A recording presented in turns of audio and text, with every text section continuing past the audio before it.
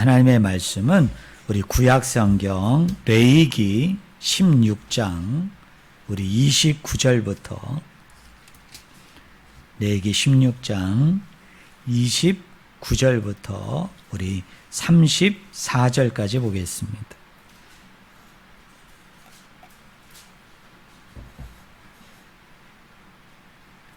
제가 가지고 있는 성경책은 구약성경 171쪽입니다.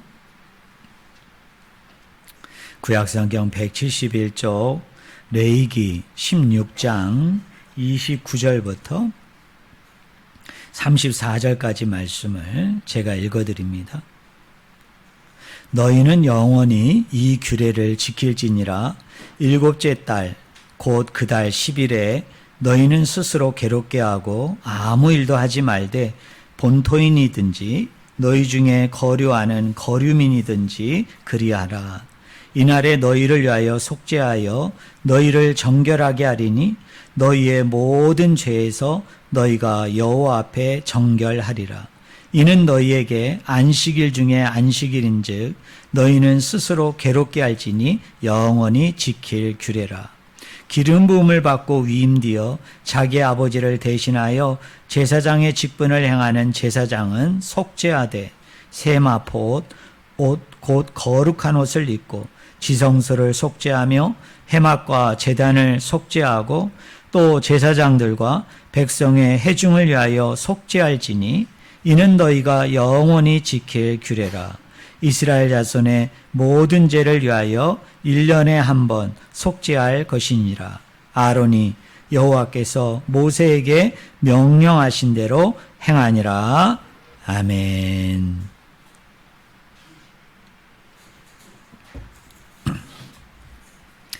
오늘 같이 읽은 본문 말씀을 가지고 성전 대청소라는 제목으로 같이 하나님의 말씀을 나누기를 원합니다.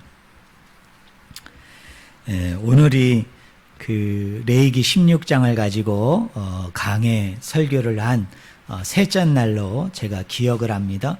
우리 성도님들 그 레위기 16장에 소개가 된 대속죄일에 대해서 제가 3번에 걸쳐서 오늘까지 포함해서요 계속 말씀을 증거하고 있는데 우리 성도님들이 얼마나 말씀을 기억하고 또 예배가 끝난 후에 돌아가셔서 이 말씀을 여러분의 말씀으로 삼고자 얼마나 깊이 묵상하고 있는지 모르겠습니다. 특별히 이스라엘 백성이 지키는 여러 가지 절기가 있습니다. 여러 가지 명절이 있는데 그 중에 이 대속죄일이 어떤 명절이라고 그랬습니까? 이스라엘 백성이 가장 중요하게 생각하는 절기다. 가장 중요하게 생각하는 명절이다. 그래서 속죄일은 속죄일인데 앞에 큰 대자를 붙여가지고 무슨 속죄일이라고요? 대속죄일이다. 이렇게 히브리어로는 욤 키푸르인데요. 이렇게 부르는 이유가 바로 여기에 있습니다.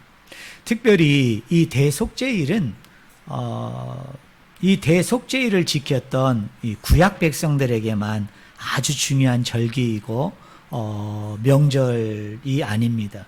오늘 신약을 살아가고 있는 오늘 현 시대를 살아가고 있는 저와 여러분에게도 이 대속죄일은 아주 중요한 의미를 가지고 있습니다.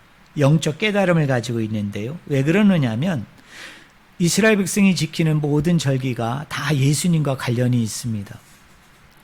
예수님의 십자가의 죽음과 부활과 그의 승천과 재림과 아주 깊은 관련이 있습니다. 하지만 특별히 예수님의 십자가의 죽음과 가장 큰 관련성이 있는 이스라엘이 지켰던 유대 백성들이 지켰던 절기 하나를 꼽아라 그러면 저는 단연코 대속죄일이 예수님의 십자가의 죽음과 아주 밀접한 어떻게 생각하면 대속죄일과 연관시켜서 예수님의 십자가의 죽음을 이해해야만 제대로 십자가의 죽음의 의미와 교훈 그리고 내용들을 잘 파악할 수 있다라고 여길 정도로 이 대속죄일이 아주 중요한 절기입니다. 자, 오늘은 우리 세 번째 시간인데요. 오늘 본문에 보니까 대속죄일은 언제 지킨다고요? 우리나라 달력이 아닙니다. 유대인 원력에 의하면, 유대인 달력에 의하면 몇 월 며칠이요? 7월 10일 날. 1년에 딱 한 번 대제사장이 어디로 들어가는 날이에요? 지성소로 들어가서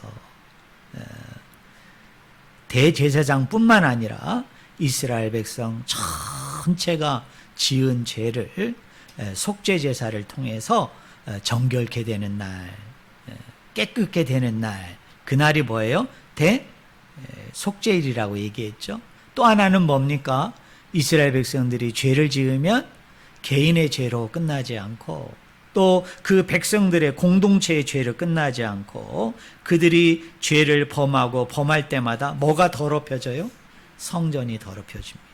회막, 성소가 더럽혀지고 여호와의 법궤가 안치되어져 있는, 일명 여호와께서 임재하신다고 상징적으로 말하고 있는 지성소, 그 법궤 위에 속죄소가 더럽혀지는 거예요. 오염이 되는 거예요. 그래서 대속죄일 날 하루를 정해서 대제사장이 청소부가 되어가지고 그 지성소 안까지 들어가서 어떻게 합니까? 대청소를 하는. 그날이 무슨 날이다? 대속죄일이다. 그렇게 제가 계속 말씀을 전했습니다. 오늘 본문에 보니까 대제사장은 대속죄일 날 세 가지 일을 합니다. 어떤 일을 할까요? 첫째로는 여호와 앞에 나가서 지성소까지 들어가서 백성들의 죄를 위해서 또 대제사장의 자신의 죄를 위해서 그곳에 가서 피를 뿌립니다. 그 피를 뿌림으로 자신의 죄와 온 백성의 죄를 사함받게 되어지는 바로 속죄에 관련된 제사를 드리는 날입니다. 그 다음에 두 번째로 이 대제사장이 이 대속죄일 날 반드시 잊어버리지 말고 해야 되는 두 번째 일은 어떤 일이냐? 지성소 앞 회막 앞에 분향단이 있는데요. 그 분향단에서 뭐를 피워야 됩니까? 향을 피워야 됩니다. 여러분, 왜 향을 피운다고 얘기했죠? 그 향에서 뭐가 나요? 연기가 납니다. 그래서 그 연기가 지성소 안에 어떻게 됩니까? 자욱하게, 정말 앞이 분간이 되어지지 않을 정도로 그 좁은 지성소 안을 연기가 가득 채우게 되는 거예요. 왜 연기가 가득 채워져야 되죠? 하나님과 사람이 직접 대면하여 보면 어떻게 됩니까? 사람이 그 자리에서 죽어요. 그러니까 이 연기가 상징하는 것은 뭡니까? 하나님과 우리 사이에 가림막의 역할을 하는 거예요. 보호막의 역할을 하는 거예요. 그래서 대제사장이 너무나도 향단에서 올라온 이 연기가 너무나 자욱하기 때문에 하나님을 보지 못해요. 하나님은 나타나 계시지만 보지 못하니까 어떻게 돼요? 죽음을 면하게 되는 거예요. 그래서 대제사장은 지성소 안에 들어가기 전에 이 향불을 가지고 들어가서 어떻게 합니까? 그 지성소 안에 연기를 가득하게 하는 일을 그는 반드시 해야 되는 거예요. 제가 첫 번째 시간에 얘기했습니다. 하나님과 우리 사이에 가림막이 또 하나 있다고 그랬죠. 뭐입니까? 하나님이 임재하실 때 뭐 가운데 임재하세요? 구름 가운데 임재하신다. 구름 가운데. 왜 하나님이 구름 가운데 임재합니까? 그 구름이 마치 구름이 해를 가리면 우리가 해를 직접 보지를 못하잖아요. 마찬가지예요. 그 구름이 하나님 앞을 가리는 거예요. 그래서 직접 대면하여 봄을 통해서 죽게 되는 것을 또 어떻게 하는 거예요? 가림막, 보호막의 역할을 또 하는 것이 뭐냐? 그게 구름이 가지고 있는 역할인 거예요. 자, 세 번째로 오늘 본문에 보니까 대제사장이 대속죄일 날 잊지 말고 반드시 해야 되는 것이 있어요. 그게 뭐냐면 평상시 이 사람이 입고 있었던 옷을 벗습니다. 옷을 갈아입어야 돼요.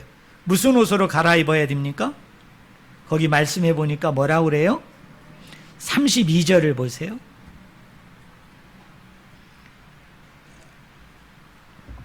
자, 32절 하반절에 보니까 무슨 옷? 세마포 옷. 근데 세마포 옷이 그 다음이 중요해요. 세마포 옷, 곧 무슨 옷이요? 거룩한 옷을 입고. 그러니까 평상시에 제사장이 입는 그 에봇이라는, 그리고 그 제사장이 평상시에 여러 가지 일들을 할 때 입는 옷이 있어요. 근데 그 대속죄일만큼은 이 옷을 입으면 안 되는 거예요. 옷을 갈아입어야 돼요. 무슨 옷으로? 세마포 옷으로. 근데 우리 성도님들 저를 보세요. 평상시에 입는 대제사장 옷이 옷으로 얘기할 때 더 가치가 있고 더 화려하고 더 귀중했을까요? 아니면 대속죄일날 갈아입은 이 세마포 옷이 더 화려하고 더 비싸고 더 웅장하고 더 보기에 좋았을까요? 어떤 옷이 더 좋았을까요? 평상시에 입는 옷이 세마포 옷이 비교가 되어지지 않을 정도로요 화려하고, 그리고 그 옷에는 온갖 막 귀금 보석들이 달려 있고 그 옷감이나 옷 재질이 비교가 되지 않을 정도로 아주 가치 있는 옷이었어요. 그럼 우리는 여기서 좀 이상하잖아요. 대속죄일이 가장 중요한 날이고, 그것도 매번 지성소에 들어가는 게 아니라 1년 중에 딱 한 번 들어가는 날이라고 생각한다면, 우리 상식에는, 우리가 보통적으로 생각할 때는 가장 내 옷장 안에 가장 귀하고 가장 가치가 있고 가장 화려하고 아름다운 옷을 그 한날에 입을 것 같잖아요. 마치 우리가 결혼식장에 가게 되어질 때 신랑 신부도 마찬가지지만 여러분 하객으로 초대받은 사람들도 제가 가보면 어떻습니까? 그날 옷장에서 가장 비싼 가방, 비싼 신발, 그죠? 가장 비싼 예쁜 옷을 입고서 결혼한 사람이든 결혼하지 않은 사람이든 여러분 그 옷을 입고 결혼식에 가잖아요. 그게 예의잖아요. 또 그게 마땅히 그렇게 해야 된다고 생각을 해서 우리가 좀 평상시보다는 잘 차려입고 여러분 가지 않습니까? 그런데요, 대속죄일만큼은 그렇지 않다는 거예요.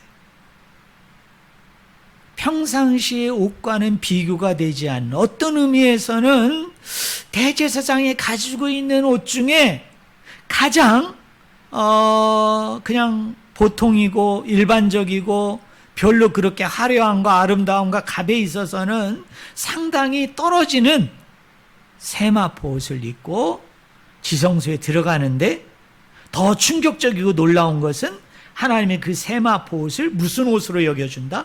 따라하겠습니다. 거룩한 옷.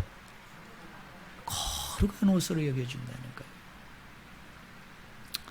제가 두 번째 시간인가요? 첫 번째 시간에 여러분 말씀을 드렸잖아요. 대제사장이 지성소 안에 들어가는 이유는 뭐라고요? 주님과 교제하기 위함이 아니에요. 주님과 친교를 하기 위함이 아니에요. 지성소 안에 왜 들어간다고요? 자신의 죄를 씻기 위해서, 백성의 죄를 씻기 위해서. 또 하나는 뭐죠? 청수부가 되어져서 그 공동체, 백성들의 죄를 오염된 것을 청소하기 위해서 들어간다고 얘기했고요. 또 하나는 그 지성소 안이 어떻다고 그랬죠? 화려하거나 대단하거나 거창하지 않아요. 누가 임재하는 곳인데도, 하나님이 임재하는 곳인데도. 한번 생각해 봅시다. 저번에 설교한 거 한번 떠올려 봐요. 자, 지성소 안에는 그 제사장이 피운 그 향의 연기로 인해서 연기가 꽉 채워진 곳이에요. 그죠? 또 하나, 지성소에 대제사장이 1년에 한 번 들어가서요, 조금 이따 설교하겠습니다마는 온 백성과 자신의 죄를 위해서는 숫송아지를 잡는데요.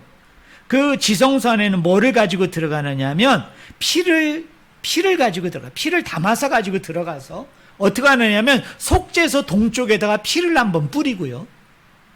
그리고 그 법궤 앞에 그리고 해막 바로 그 앞에다가 피를 몇 번 뿌리느냐 하면 7번을 뿌립니다. 7번을. 그런데 성경을 제가 다 찾아봤는데 그 피 뿌린 것을 대제사장이 예를 들자면 제사 다 끝났어요. 근데 그 동물의 피가 깨끗하지 않잖아요. 더럽잖아요. 좀 지나면 어떻게 되죠? 막 비린내가 나고 역한 냄새가 난단 말이에요. 근데 그거를 닦았다는 말이 없어. 그를 닦아서 깨끗하게 했다는 말이 없어요. 그러니까 1년에 한 번씩 그렇게 한 번 뿌리고 7번 뿌린 피가 계속 그 안에 있는 거예요. 여러분 동물을 잡는 곳에 여러분이 가셔서 보셨는지 모르지만 그 짐승의 피냄새가 그 비린내가 되게 역합니다. 비가 약한 사람은 그거 냄새 맡을 수 없을 정도로. 그런데 시간이 지나면 지날수록 그 역한 냄새가 더한 곳이에요. 근데 그곳에 누가 와 계신다고요? 하나님이 와 계십니다. 예수님이 와 계십니다. 마치 예수님이 성육신하실 때 왕이었음에도 불구하고 하나님이었음에도 불구하고 동물들이 먹고 자라는, 동물들이 똥을 싸고 온몸으로 부비고 다니는 그 마국간, 그곳에 우리 어린 예수가 탄생하신 것과 똑같죠. 그리고 우리 예수님이 이 땅에 오셔서 누구를 만나주세요? 거지들과 과부들과 그리고 병자들과 그리고 외롭고 쓸쓸하고 죽어가는 그런 영혼들, 당시 사람들에 의해서 뭡니까? 더럽다고 치부되어진. 그래서 온갖 한멸과 멸시와 천대를 받는 그 대상 가운데 누가 임마누엘 아세요? 예수 그리스도가 임마누엘 하심을 통해 함께 하신다는 것을 상징적으로 보여주고 있는 것이 뭐냐? 그 지성소 안에 그 배경이, 상황이 그거예요. 그런데 이곳에 대제사장이 평상시에 입는 고급의 옷을 입지를 않고 무슨 옷을 입고 들어간다? 세마포 옷을 입고 들어가는데 하나님이 그 세마포 옷을 뭘로 여겨준다고요? 거룩하다라고 여겨준다는 거예요. 사랑하는 성도 여러분, 하나님께서는 우리가 이렇게 예배 드리러 올 때, 또 우리가 하나님 앞에 뭔가를 이렇게 드린다고 이야기할 때 하나님은 뭘 보기를 원하십니까? 어떤 크기를 보지는 않으세요. 어떤 양을 보지 않아요. 어떤 화려함과 대단함과 어떤 큰 것에 관심이 있지 않으세요. 하나님이 보시고자 하는 것은 뭐예요? 따라하겠습니다. 겸손한 마음. 네, 그 겸손을 하나님은 아주 높이 보십니다. 아주 높이 보세요. 그것이 바로 뭐예요? 세마포 옷을 거룩한 옷으로 여겼다는 것이 바로 그것을 의미하는 거예요. 저는 우리 성도님들이 늘 하나님 전에 올 때 여러분들이 신경 써야 될 것은 다른 것이 아니에요. 나의 이 겸손한 마음, 나의 이 낮아진 마음, 그 마음을 가지고 하나님 앞에 나와서 하나님을 온전히 예배하고 찬송하고 올려드리는 우리 모든 성도님들 한 분 한 분이 다 되어지기를 주님 앞에 간절히 축원을 드립니다. 자, 대속죄일은 자신과 온 백성의 죄를 속죄하는 피를 뿌리는 날임과 동시에 백성이 죄를 지으면 뭐가 오염된다고 그랬어요? 성전이 오염된다고 그랬죠. 해막 성소가 오염되어지고, 여러분 지성소가 여러분 오염된다고 그랬죠. 여러분 이 33절을 보세요. 33절.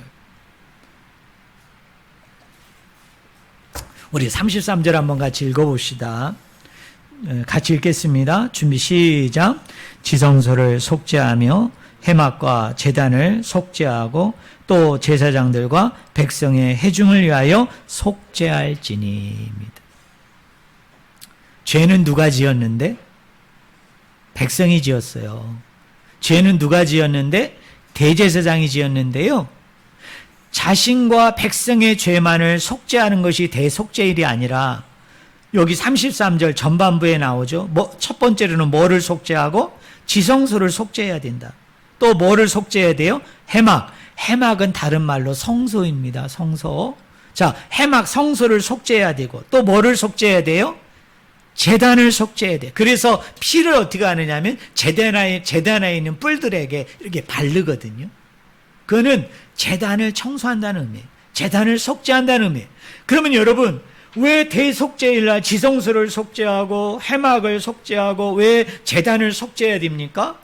백성들이 죄를 지으면 뭐가 오염되기 때문에 지성소와 속죄와 제단이 오염되기 때문에 그것을 모아야 된다는 거예요. 청소해야 된다는 거예요. 자, 이것이 가지고 있는 영적인 의미가 아주 큽니다. 죄에는요, 세 가지 결과가 있어요. 우리 한번 따라해 보실래요? 죄책. 첫 번째는 죄책입니다. 죄책이 뭐죠? 죄에 대한 무거운 책임감이 있어야 돼요. 우리 하나님께서는 우리가 죄를 지을 때요, 그 죄에 대해서 반드시 뭐를 물으세요? 책임을 물으십니다. 책임을 물으세요. 두 번째는 뭐냐? 따라하겠습니다. 단절. 여러분, 죄를 짓게 되면 그 결과로 하나님과 우리 사이가 끊어집니다. 하나님과 우리 사이가 그 죄로 인해서 가로막힙니다. 그래서 우리가 빨리 돌이켜야 돼요. 죄를 회개하고 죄를 자복해야 돼요. 왜? 그 관계가 회복이 되거든요. 그 단절된 모든 것들이 다 원래의 상태로 돌아가기 때문에 그렇습니다. 마지막 세 번째로 따라하겠습니다. 오염. 우리가 죄를 지으면 우리만 오염되는 게 아니에요. 그죠? 제가 저번 설교 시간에 이야기했잖아요. 누구도 오염된다? 네? 우리만 오염되는 게 아니라 우리가 하나님의 전이잖아요. 성령님이 거하시는 성전이 교회가 우리예요. 그러니까 우리가 죄를 지으면 이 내 몸만 더럽혀지는 게 아니라 고린도전서 3장에 보니까 사도 바울이 뭐라고 얘기합니까? 성전을 더럽히지 말라. 뭐 함으로써? 네가 죄를 지으면 네 몸만 더럽혀지는 게 아니야. 네 몸이 성전이고 네 몸이 교회이기 때문에 네 몸도 더럽혀진다는 거예요. 네 교회도 더럽혀진다는 거예요. 그만큼 죄의 영향력이라는 것은, 파급력이라는 것은 엄청난 거예요. 우리 성도님들 분명히 기억하세요. 여러분이 죄를 짓고 불순종하면 나만 오염되면 좋은데 놀라운 것은 뭐죠? 성전이 더럽혀져. 교회가 더럽혀집니다. 하나님의 영광을 가리고 아버지의 이름을 욕되게 하는 거예요. 그래서 이스라엘 백성들은 대속죄일 하루를 정해서 속죄 제사를 통해서 또 그것에 피를 뿌리고 피를 바름을 통하여 그것을 정결하고 청결케 되어졌다면, 오늘 우리는 예수 그리스도가 십자가상에서 단 한 번의 죽음을 통해서 우리의 죄가 그 예수에게 전가되어짐으로 그 피 가운데 우리를 정결케 하고 우리를 청소하게 하는 거예요. 제가 최근에 읽은 책인데요. 요새 우리 한국 사람들이 외국 사람들하고 다르게 우리 한국 사람들은 시집을 그렇게 좋아한다고 그러더라고요. 저기 장가 시집 가는 게 아니라 되게 요새 그 서점에 가보면 시가 되게 베스트셀러라고 그래가지고 제가 시집을 하나 샀는데요. 그 민영진 씨라는 그 시인이 있습니다. 이 사람의 시가 유다의 키스라는 시집인데 거기에 이 몸이라는 시가 있어서 제가 한번 인용해 보겠습니다. 여러분 한번 들어보실래요? 제가 이 시를 읽고 얼마나 감동이 됐던지. 음악이 쫙 깔리면서 제가 신앙송을 하면 참 좋을 텐데 여러분 그냥 이해하시고 집중해서 잘 들어보세요. 이 몸이라는 시입니다. 이 몸이 당신이 머무시는 집이라니요. 오장육부 다 썩고 겉은 만신창이인데다가 속은 온갖 더러움으로 오염되어 있는데 당신은 한 분이면서도 모든 사람의 몸에 한 몸에만 계시듯 그렇게 충만하게 계시다니요. 우리가 아플 때는 당신도 아프시겠네요. 생로병사, 희로애락을 우리와 같이 하신단 말인가요? 이 몸이 육신의 장막을 벗는 날 당신께서는 우리를 떠나시나요? 떠나긴 그때는 네가 내게 오는 거지. 그때부터는 네가 내 안에 사는 거지. 정말 얼마나 시를 이렇게 잘 짓는지. 제가 이 시를 갖다가 한 30번 읽은 것 같아요. 얼마나 은혜가 되는지. 그죠? 예. 주님이 우리 몸 안에 와 계신다고요. 근데 이 몸이라는 게 어때요? 죄송합니다만 이 몸이라는 게 더럽잖아. 그죠? 바깥도 더럽고 안도 더럽고. 여러분 우리 몸이 얼마나 만신창이처럼 더러워요. 그런데 우리 예수님은 몸이 하나잖아요. 근데 그 귀한 몸이 하나인 그 몸이 여러분 우리 안에 머무르고 계신다는 거예요. 함께 하신다는 거예요. 근데 우리가 이제 시간이 다 지나면 죽게 되잖아요. 그래서 성경에서 뭐라고 그래요? 육신의 장막을 벗는다고 그러죠. 근데 그러면 내가 이 육신의 장막을 벗게 되어지면 그 벗는 순간에 우리 주님도 떠나시나요? 우리 하나님도 떠나시나요? 그랬더니 이 시인이 마지막에 한 말이 뭐예요? 떠나기는 그때는 내가 지금은 네 몸에 찾아왔지만 그때는 네가 내 몸 안에 들어오는 거지. 그리고 그때부터는 그 예수님 몸 안에 하나님 몸 안에 네가 들어와서 나랑 영원토록 그 집 안에서 그 하나님의 전 하나님의 그 새하늘과 새 땅에서 영원토록 그 몸 안에서 사는 거지. 여러분 믿으십니까? 여러분 믿으십니까?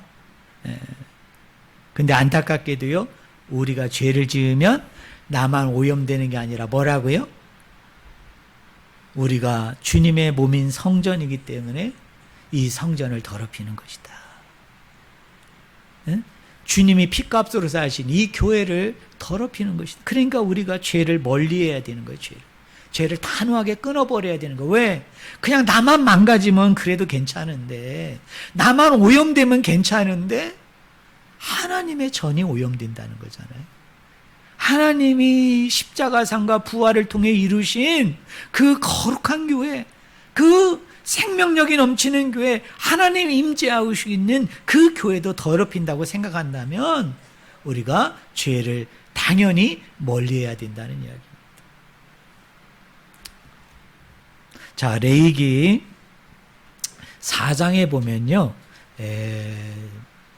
이스라엘 백성들이 그 지키는 그 제사 중에 특별히 속죄를 위한 제사가 나옵니다.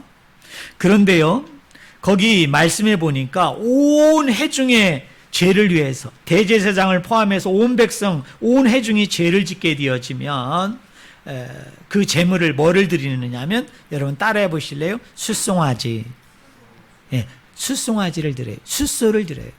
특별히 여러분 레위기서를 읽을 때 옛날 분들은 왜 그런 생각을 하면서 성경을 번역했는지 모르겠어요. 원문에는 그렇게 안 나오거든요. 여러분 이런 얘기, 제가 성지순례 가니까 제 가이드 하시는 분이 이런 얘기를 하더라고요. 양이 가장 맛있을 때는 언제냐? 양이 어릴 때래요. 어린 양이 맛있대. 염소도 어떤 염소가 가장 맛있느냐? 어린 염소가 맛있대. 그래가지고 레위기서를 번역하신 분들이 희한하게 원래 숫송아지가 아니에요. 송아지라는 말이 없어요. 여러분, 예수님이 세상 죄를 지고 가는 어린 양이다 얘기할 때 거긴 어린 양으로 나오는데, 레위기서에 보면은 무슨 어린 양을 드린다, 어린 염소를 드린다, 또는 숫송아지, 염소 새끼, 양의 새끼라고 얘기할 때 그 어리다, 젊다, 또는 새끼, 이런 말은 레위기에 나오지 않아요. 다 뭐냐면 그냥 숫소, 숫양, 숫염소예요. 그냥 어리다, 라는 얘기는 제가 찾아본 바에 의하면 레위기서에 2번인가 3번 나와요. 그리고 나머지는 다 뭐냐면 그냥 숫, 소 그 자체, 그냥 숫, 염소, 순, 양 그 자체. 그러니까 이 대제사장과 온 백성이 죄를 지으면 하나님 앞에 뭐를 드린다고요? 숫소를 드려요. 왜 숫소를 드립니까? 동물 중에 가장 값비싸고 가장 가치 있는 게 뭐예요? 숫소예요. 숫소. 그거 어미소, 그 황소든 어미소든 그 엄청난 최고의 가치가 나가는 그 숫소를 하나님 앞에 드립니다. 그런데 온 백성과 대제사장을 위해서 이 숫소를 드릴 때 절차가 이래요. 대제사장이 피를 담아가지고 아까 얘기했습니다. 어디로 들어갑니까? 지성소 안에 들어가서 그 속죄소의 그 법궤 위에 하나님이 임재하는 그곳에 동쪽에다가 피를 몇 번 뿌린다고요? 1번 뿌립니다. 뿌리는데 어떻게 하느냐면 히브리어 원어를 보면 튕기다예요. 튕기다. 그러니까 이렇게 피를 손에다 묻혀가지고 튕기는 거예요. 이렇게 튕기는 거예요. 그리고 나서 2번째는 어떻게 하느냐 하면 그 속죄소 앞과 그 다음에 성소와 지성소 안에 해막이 있잖아요. 그 해막 안쪽에다가 그 피를 7번 어떻게 한다고요? 예, 튕깁니다. 튕겨. 그리고 난 후에 그 해막은 성소잖아요. 그 성소 안에 뭐가 있느냐면 번제단이 있어요. 번제단. 향단이 있습니다. 미안해요. 향단. 그 향단의 뿔에다가 어떻게 하느냐면 피를 이리에 바릅니다. 그리고 나서 남은 피는 어떻게 하느냐면 그 해막 문 앞에 번제단이 있는데요. 그 번제단 밑에다가 그 피를 원어대로 그대로 이야기하면 쏟아붓다. 그 남은 피를 어떻게 합니까? 그 번제단 밑에 아마 피가 이렇게 밑으로 빠지게 하는 그 시설이 돼 있나 봐요. 그곳에다가 피를 우리가 양동이에다가 물을 해가지고 여러분 바닥 청소하듯이 어떻게 하냐면 그 번제단에다가 이 대제사장이 남은 피를 갖다가 확 하고 거기다가 뿌려서 여러분 하는 거예요. 그리고 기름은 어떻게 합니까? 동물의 기름은 번제단에다가 이제 불로 태워서 하나님 앞에 드리는 거예요. 그리고 나서 그 다음이 중요한데요. 가죽과 고기와 머리와 정강이와 내장과 똥은 어떻게 할까요? 이 지성소와 성소가 있고 그 지성소와 성소를 이렇게 울타리를 친 게 이제 진이라고 그러거든요. 그 진 밖에 나가가지고 이건 더러운 것이기 때문에 진 밖에 나가가지고 그곳에서 어떻게 합니까? 불로 다 태워버려요. 절대로 대제사장이 그 고기를 먹으면 안 돼. 왜? 여러분 이스라엘 백성들은 죄에도 경중이 있다고 생각했어요. 그래서 아주 가벼운 죄는 어디서 하냐면 뜰에서 처리합니다. 그거보다 중간 정도 무거운 죄는 어디 가서 처리해요? 해막, 성소 안에서 처리하는 거예요. 그러면 지성소 안에 들어가는 죄는 어떤 죄일까요? 가장 무거운 죄. 그런데 예수 그리스도의 십자가의 죽음과 관련된 그 속죄제사는 해막 뜰에 관련된 제사가 아니고 해막과 관련된 제사가 아니라 대속죄일이 1년에 한 번 지성소에 들어가서 피를 뿌리는 것과 예수님의 십자가의 죽음을 히브리서 기자는 연결을 해요. 그러니까 우리 예수님이 십자가상에서 해결한 죄는 이스라엘 백성의 죄로 얘기한다면 가벼운 죄를 해결한 게 아니고 중간 정도의 죄를 해결한 게 아니라 가장 무거운 죄, 가장 중한 죄를 단 한 번의 십자가의 죽으심을 통해서 말끔하게 해결하고 청소해 준 사건이 뭐다? 십자가 사건인 것을 바로 히브리서 기자는 이야기를 합니다. 그러면 자, 지성소 안에 들어가는 온 백성과 대제사장을 위한 죄는 숫소를 이렇게 드리고요. 자, 그러면 중간 정도 죄는 뭐냐면 족장들이 지은 죄예요. 그리고 그냥 일반 평민들, 그냥 백성들이 지은 죄예요. 이런 죄는 그 회막, 그 성소 안에서 드리는데요. 방법은 대제사장이 드리는 것과 약간 비슷해요. 그런데 제물이 다릅니다. 한번 따라해 보실래요? 암염소, 암양, 순염소 이런 걸 드립니다. 그러면 이 사람들이 이걸 어떻게 하느냐 하면 번제단 뿔에다가 피를 바르고요. 그리고 남은 피는 어떻게 할까요? 번제단 밑에다가 양동이를 붓듯이 확 부어가지고 내다 버립니다. 그리고 기름은 번제단 위에서 불태워서 없애요. 근데 놀라운 건요, 아까 대속죄일날 드리는 제사는 고기를 먹는다 먹지 않는다? 안 먹는다 그랬잖아요. 그런데 이 중간 정도 죄는 고기, 가죽과 머리와 정강이와 내장을 누가 먹느냐면 제사장이 먹습니다.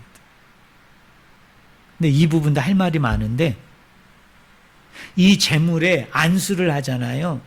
여러분, 안수를 하는 이유가 뭐라고 그랬어요? 죄를 그 제물에다가 뭐 하는 거예요? 전가시키는 거죠. 그러면 제사장들이 그 고기를 먹는다는 건 다른 말로 얘기하면 뭐를 먹는 거예요? 백성들의 죄가 묻어있는. 물론 그 피를 바름을 통해서 깨끗하게는 되어졌지만 어떤 의미에서는 뭡니까? 이런 얘기예요. 백성들이 지은 죄, 족장들이 지은 죄의 일정한 부분의 책임을 누가? 제사장도 너에게 뭐하다? 책임이 있다.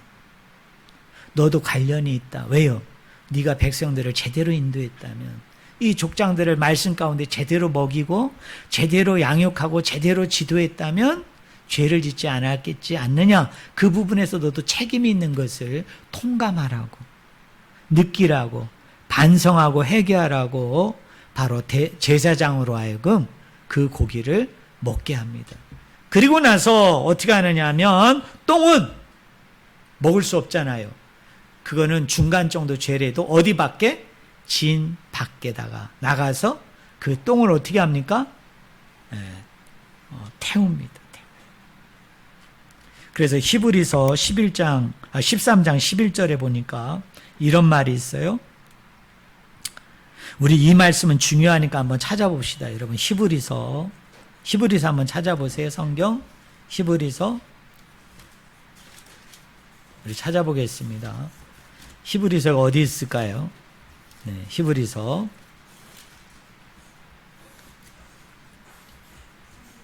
13장 11절을 보겠습니다.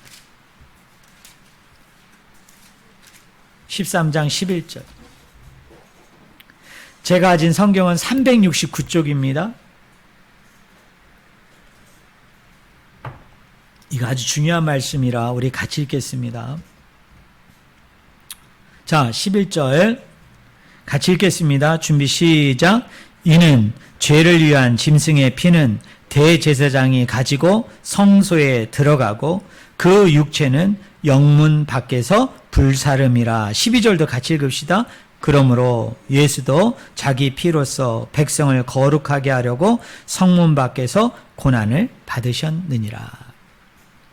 지금 히브리서 기자는 이 대속죄일 날 대제사장이 지성소 한 번에 들어가서 속죄소 동쪽에 피 한 번 뿌리고 회막 앞에 7번 뿌린 사건을 뭐와 연관시키고 있어요? 예수님이 십자가에서 죽으신 사건. 그곳에서 피를 흘리신 것을 뭐한다? 그건 예수님의 십자가 죽음을 상징하는 것이다. 그렇게 연결시킵니다. 그리고 예수님은 여러분 십자가 처형당하실 때 어디서 죽으셨나요? 여러분 성전 안에서 죽으셨나요? 아니죠.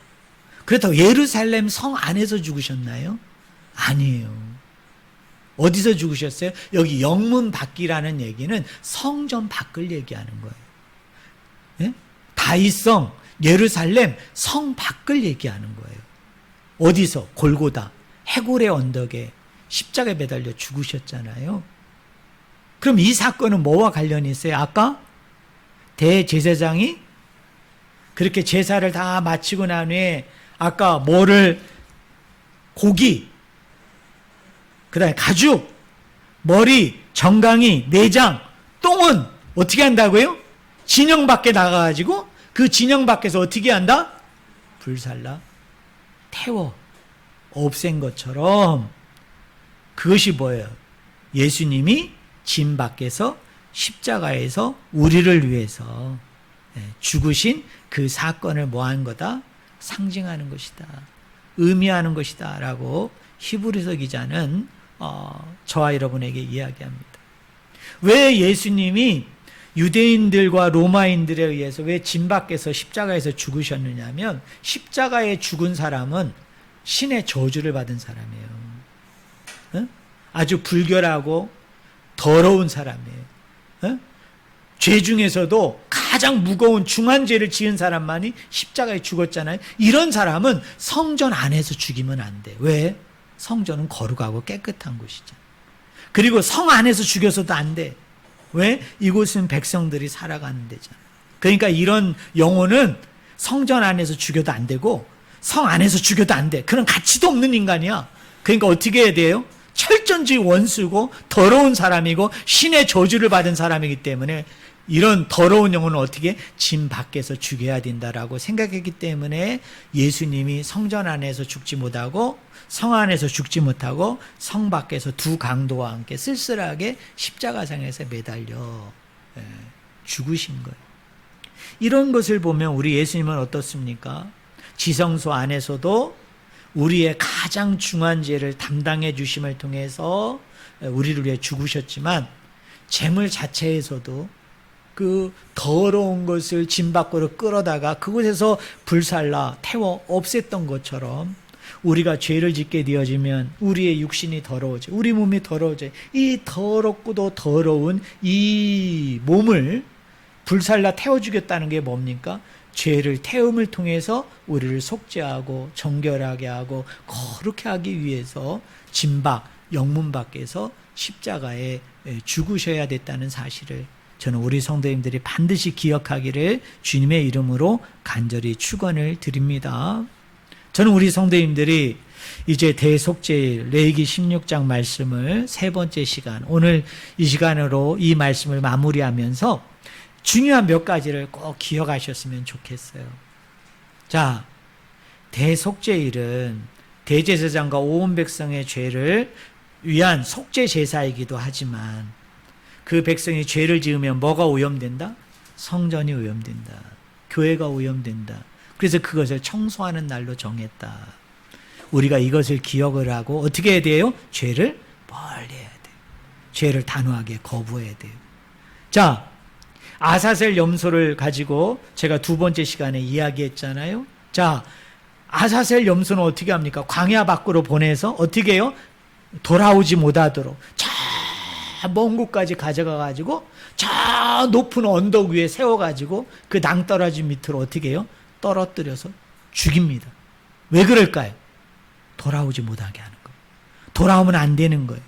우리의 죄도 마찬가지예요. 혹시 여러분 내가 반복적으로 습관적으로 아는 가운데 모르는 가운데 범죄하고 넘어지고 자빠지는 것이 있다면 죄의 경중을 따지지 말고 단호하게 그것을 끊어낼 수 있는 그런 결단과 용기가 저와 여러분들 가운데 있기를 주님의 이름으로 축원을 드립니다.